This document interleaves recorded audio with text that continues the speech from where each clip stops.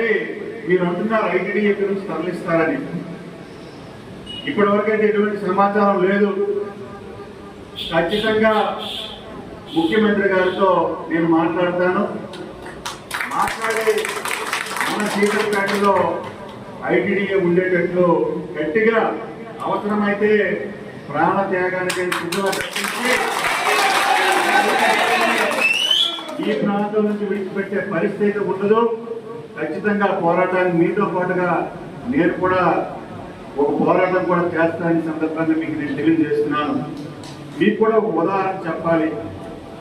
గతంలో 2014-19లో ముఖ్యమంత్రి చంద్రబాబు నాయుడు గారు, ఆ రోజు నేను అధికార పార్టీ ఇన్ఛార్జిగా ఉన్నా సరే నాకు ఎవరు ముఖ్యమంత్రి ఉన్నారనే సందర్భం కాదు, అక్కడ సమస్య తీవ్రత ముఖ్యం.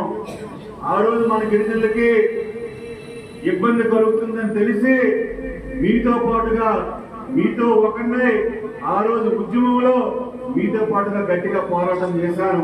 అది మీ అందరికీ తెలుసు. కూడా అది నా వ్యక్తిత్వం.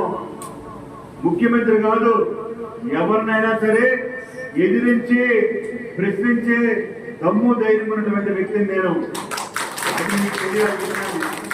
ఎందుకంటే మన విషయాలు వచ్చేసరికి మన సమస్యల విషయంలో ఏ రోజు కూడా రాజీ పడే ప్రసక్తి కూడా లేదని మీ అందరికీ నేను తెలియజేస్తున్నాను.